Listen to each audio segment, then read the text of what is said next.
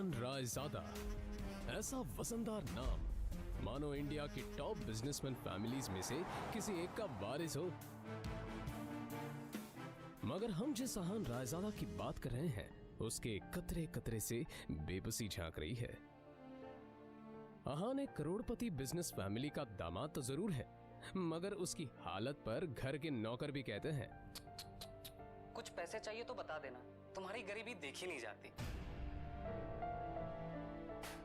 कहने को तो अहान जैसी रिच फैमिली के दामाद सड़कों पर महंगी कार दौड़ाते थे, महंगे क्लब्स में जाते थे, मगर अहान की लाइफ में 3 चीजें आम थी। पहली चीज बेइज्जती, दूसरी चीज बहुत बेइज्जती, और तीसरी चीज बहुत से भी ऊपर वाली बेइज्जती। और हाँ, कभी कभी वो किसी रईस को जब अपनी बीवी को एक महंगे होटल में खाना खिलाते देखता था तो वो खुद से कहता था, एक दिन अपना भी टाइम आएगा जब मैं महंगे सूट में ऐसी किसी महंगे होटल में अपनी बीवी शनाया को टशन के साथ खाना खिलाऊंगा। जब वो मेरे सीने से लग के एक रोमांटिक डुएट में मेरे साथ रोमांटिक कैंडल लाइट डांस करेगी ना तो वहां बैठे सारे रईसजादों के सीने पर सांप लौटेंगे।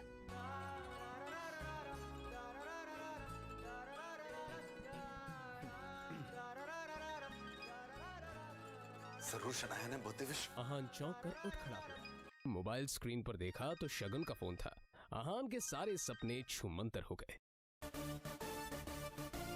शगुन अहान की बीवी शनाया की कजिन थी, जो हमेशा ही अहान को नीचा दिखाने की कोशिश करती थी।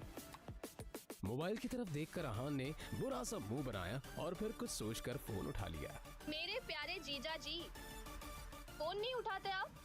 ये वो मैम। अच्छा वो सब छोड़िए, आप एक काम कीजिए, साहू ज्वेलर्स पे मेरा एक नेकलेस पड़ा है, मैंने ओनर को कॉल कर दिया है, वहाँ जाके नेकलेस कलेक्ट करके मेरे घर पे आइए। शगुन, मुझे बैंक जाना है और ये मैं बैंक जाने का तेवर किसी और को दिखाइएगा जीजा जी। वैसे भी आपको हमारे फैमिली के टुकड़ों पर ही पलना है ना? तो जितना काम कहा जा रहा है उतना कीजिए। और हाँ, नेकलेस के साथ में ओनर आपको 30,000 रुपए भी देगा, वो लेकर मेरे घर पे आ जाइए, और 30,000 रुपए में से 1 रुपया भी कम नहीं होना चाहिए, समझे ना? देखो शगुन, आज तक मैंने कभी चोरी नहीं की। और दूसरी बात ये कि अगर मुझ पर इतना डाउट है तो किसी नौकर को भिजवा के करवा लो। क्या है ना, बहस करने की इजाजत आपको है नहीं, तो जितना काम कहा जा रहा है उतना कीजिए। 1 घंटे के अंदर नेकलेस और पैसे लेकर मेरे घर आ जाइए। और फिर से कह रही हूँ, 30,000 रुपए में से 1 भी रुपया कम नहीं होना चाहिए। बाय। अरे है दीदी को बुलाओ यार, है दीदी।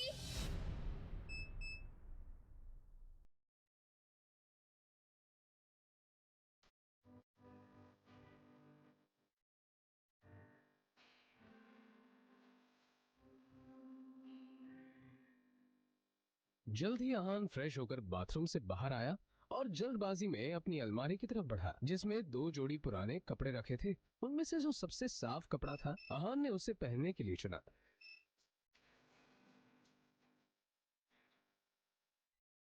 तैयार होकर वो बाहर निकला और जैसे ही सामने देखा तो उसकी सांस यामिनी गिल अपनी कुछ सहेलियों के साथ रमी पार्टी में व्यस्त थी। तभी यामिनी जी की एक सहेली ने अपने सैंडल की तरफ देखकर कहा, यामिनी, ये देखो ना, तुम्हारे यहाँ आते आते मेरा बेल्ट टूट गया चप्पल का, अब मैं घर कैसे जाऊंगी?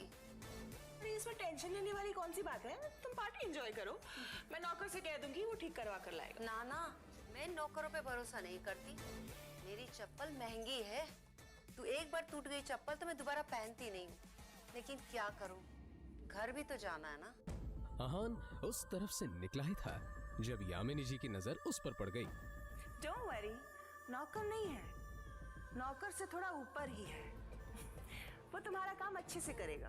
आहान सुनो, ये चप्पल लो और उसे ठीक करा कर लाओ। तभी यामिनी जी की सहेली ने कहा, यामिनी, ये सब काम दामाद से अच्छा नहीं लगता। अरे तुम इतना टेंशन क्यों ले रही हो, वैसे भी इसे ये सब काम करने में बड़ा मजा आता है। तुम लोग को भी कोई काम हो तो बता दे रहा। दामाद है तो क्या हुआ, चप्पल भी ठीक नहीं करा सकता? कुछ तो करे, वैसे भी कुछ करता धरता तो है नहीं। ये बातें सीधा आहान के दिल पर आकर लगी, मगर अब उसे ये सब हमेशा ही सुनने की आदत हो गई थी। उसे याद था कि आज उसका बर्थडे है, मगर ये सिर्फ उसे ही याद था, बाकी किसी को भी इससे कोई मतलब नहीं मैं था। भी शगुन का काम करने जा रहा हूँ। बहस मत करो, जो काम दिया है वो करके आओ। दामाद है तो दामाद की तरह रहो। भिखारी कहेगा, पता नहीं शनाया की जिंदगी में ऐसा क्या लिखा था कि तुम जैसा निठल्ला पति मिला है उसे। और अब यामिनी जी की सहेली ने आहान को उसकी टूटी हुई सैंडल की स्ट्रैप दिखाकर कहा, ये वाली चप्पल ठीक करना है, महंगी दुकान में ठीक करवाना। समझ में आया? कहते हुए उसने आहान का हाथ उठाकर सैंडल उसके हाथ में पकड़ा दिया।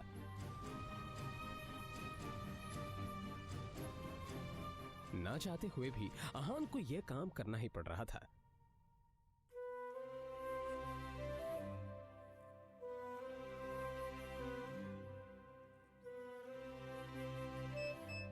उसके मोबाइल पर उसकी बीवी शनाया ने मैसेज किया। ये मैसेज पढ़ते ही आहान के होठों पर एक स्माइल आ गई और उसकी पूरे दिन की टेंशन जैसे गायब ही हो गई।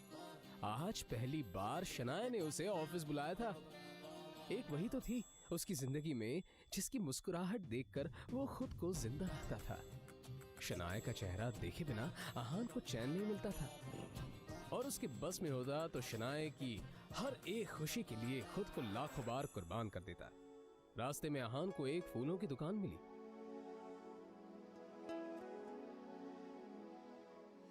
और अपना पर्स निकालकर देखने लगा। उसमें सिर्फ 500 का एक नोट पड़ा हुआ था। जैसे ही आहान वापस मुड़ा तो उसे शगुन का काम और अपनी सांस के दिए हुए काम याद आ गए। उसने एक नजर घूर कर उस सैंडल की तरफ देखा और कहा, माफ करना आंटीज और सासू माँ, आप लोगों को सादर प्रणाम। पर शनाया से बढ़कर मेरे लिए और कुछ नहीं है। थोड़ी सी डांट सुन लेंगे आपसे। और फिर उस पैसे से आहान ने शनाया के लिए फूलों का वो बुके ले लिया। आज वो पहली बार गिल कंस्ट्रक्शन के ऑफिस जा रहा था, जो कंपनी गिल खानदान की थी। ये सोचकर आज वो फूला नहीं समा रहा था कि वहां उसका अच्छे से स्वागत होगा कि तभी सामने से आने वाले एक आदमी से आहान टकरा गया। उसका नाम देव मल्होत्रा था। यू इडियट, दिखाई नहीं देता तुम्हें? पता नहीं कहां से मुंह उठाकर चले आते हैं। इस ऑफिस में तुम्हारी खड़े होने की भी औकात नहीं और ऐसे टहर रहे हैं जैसे तुम्हारी खाले जी का घर है।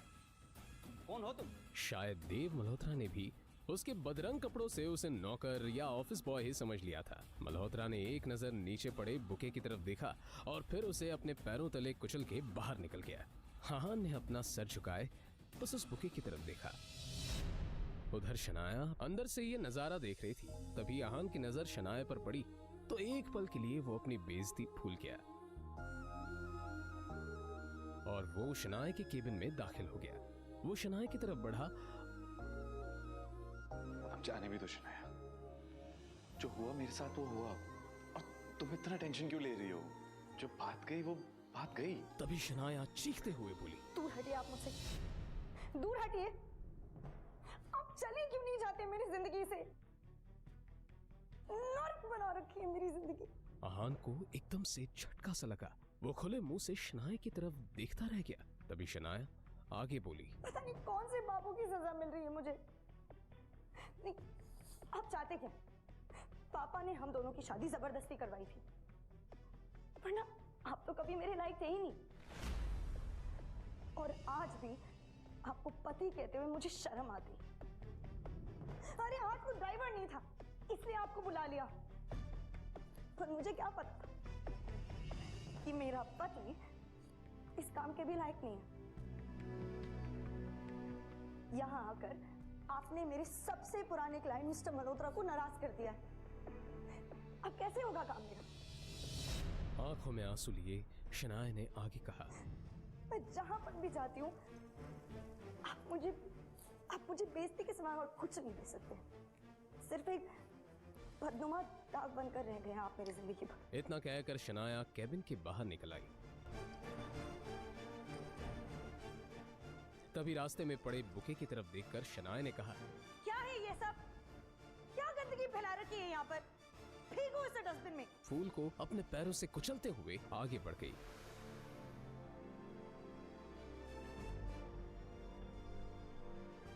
मल्होत्रा अपनी कार में बैठा पहले से शनाया का इंतजार कर रहा था। फिर आहान के सामने ही शनाया अपने क्लाइंट मल्होत्रा के कार में बैठी और बिजनेस के सिलसिले में वहीं से जा चुकी थी। तभी आहान के सामने काली रंग की कार आकर रुकी, जिसमें से एक अधेड़ उम्र का शख्स बाहर निकला।